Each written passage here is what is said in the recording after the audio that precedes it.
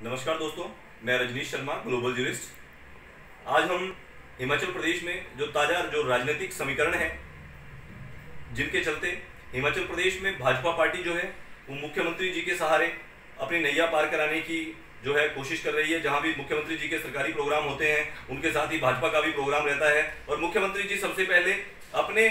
किसी भी सरकारी प्रोग्राम में जनता को संबोधित करने से पहले अपने भाजपा के जो नेता हैं उनको सरकारी के जो स्टेज रहता है उससे उनका प्रचार करते हैं।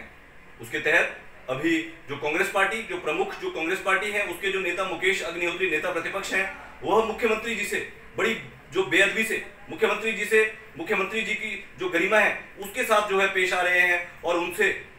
हेलीकॉप्टर में उनको सहेलियों को घुमाने के लिए जो है आरोप लगा रहे हैं, जो कि बहुत गलत है। और उसके साथ ही अपनी राजनीतिक अपनी जो उनकी विधानसभा है ऊना में, जो हरोली विधानसभा है, सिर्फ उसमें हरोली विधानसभा में सिमटे हुए हैं, जबकि नेता प्रतिपक्ष मुकेश अग्निहोत्री ने पिछले 5 सालों के अंदर कोई भी हिमाचल प्रदेश का कोई भी जन समस्या किसी भी लोगों की कंधे से कंधा मिलाकर उनके साथ नहीं चले हैं। मात्र विधानसभाओं में सिर्फ भाषण देकर अपनी खानापूर्ति करते रहे हैं। इसके चलते अभी जो नेता प्रतिपक्ष के साथ ही कांग्रेस की अध्यक्ष बनाई गई है, जो मंडी की लोकसभा सांसद है प्रतिभा सिंह जी,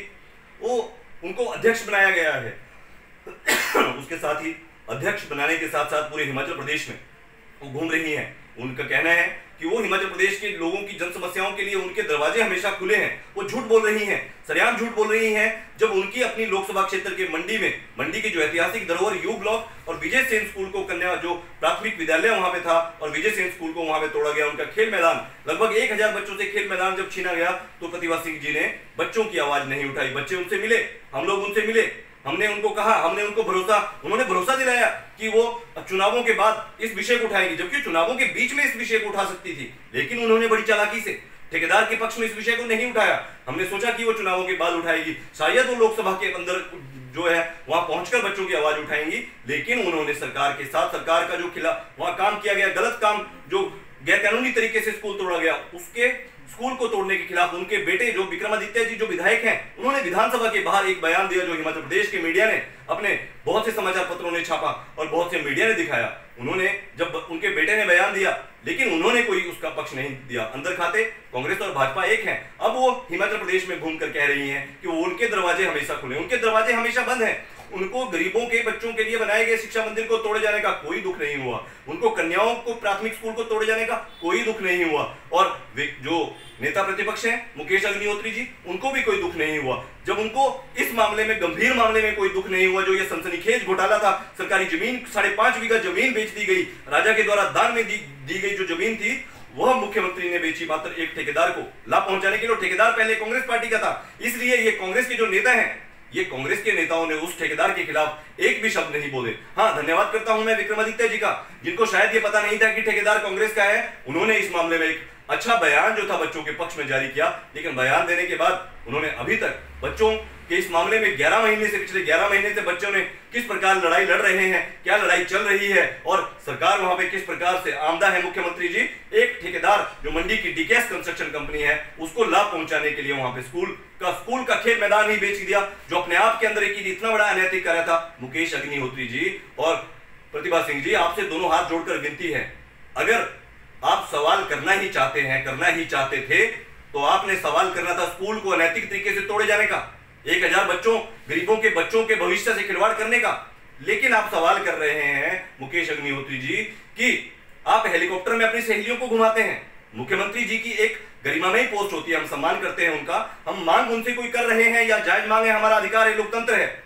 मुख्यमंत्री जी है हमारे, हमने उनको समर्थन भी किया था, पूरा हिमाचल जानता है। उन्होंने बिजली की ट्रांसमिशन लाइनों का मामला जो है हिमाचल प्रदेश की विधानसभा के अंदर विपक्ष में रहते उठाया था, जब आपकी सरकार ने भ्रष्टाचार किया था, ट्रांसमिशन लाइन कंपनियों के साथ मिलकर कांग्रेस सरकार ने भ्रष्टाचार किया था। लेकिन यह मामला अलग मामला है। इस मामले में सिर्फ बच्चों का जो विजय सेन स्कूल वहां पे और कन्या प्राथमिक विद्यालय जो तोड़ा गया, वह विपक्ष ने सवाल नहीं उठाया, जबकि विपक्ष बिना मतलब की बातें और बिना मतलब के घटिया बयान देकर घटिया राजनीति को करने के लिए मुख्यमंत्री जी की जो गरिमामयी जो पद है उसके साथ जो है एक अपनी, उनको भी नेता प्रतिपक्ष के रूप में सम्मान हासिल है, और जो प्रतिभा सिंह जी हैं वह भी एक सम्मानीय लोकसभा सांसद है। अगर लोकसभा सांसद के नाते उनको मुख्यमंत्री जी ने मोदी जी की रैली में आने का निमंत्रण दे दिया था, तो उन्होंने उसको भी एक जो है दकियानुसी कहा। यह एक परंपरा है, विषय उठाए जाने चाहिए, जन समस्याओं पर चर्चा की जानी चाहिए, लेकिन धरातल पर जो जन समस्याएं, जो जनता फेस कर रही है, जो गरीब जनता सड़कों पर गड्ढों को फेस कर रही है, जिनके स्कूल सरकारी प्रॉपर्टी बेची जा रही है, राजा के द्वारा दान में दी गई, यह सवाल उठाना चाहिए था मुख्यमंत्री जी के समक्ष। लेकिन हमें उम्मीद है मुख्यमंत्री जी चुनावों से पहले जितनी करोड़ों की जो घोषणाएं कर रहे हैं, उन करोड़ों की घोषणाओं में कहीं ना कहीं वो ये जो स्कूल उन्होंने बेचा है, इसका अपना जो गलत फैसला है इसको भी वापस लेंगे, क्योंकि चुनावों की शायद उनको भी चिंता है। जिस प्रकार से हिमाचल में कई राजनीतिक पार्टियों ने अभी स्कूल के मामले को अरविंद केजरीवाल, जो आम आदमी पार्टी के नेशनल जो सुप्रीमो है, दिल्ली के चीफ मिनिस्टर है, उन्होंने इस विषय को जो है हमीरपुर से बड़ी गंभीरता से उठाया, लेकिन मुख्यमंत्री जी, शिक्षा मंत्री जी और विपक्ष के नेता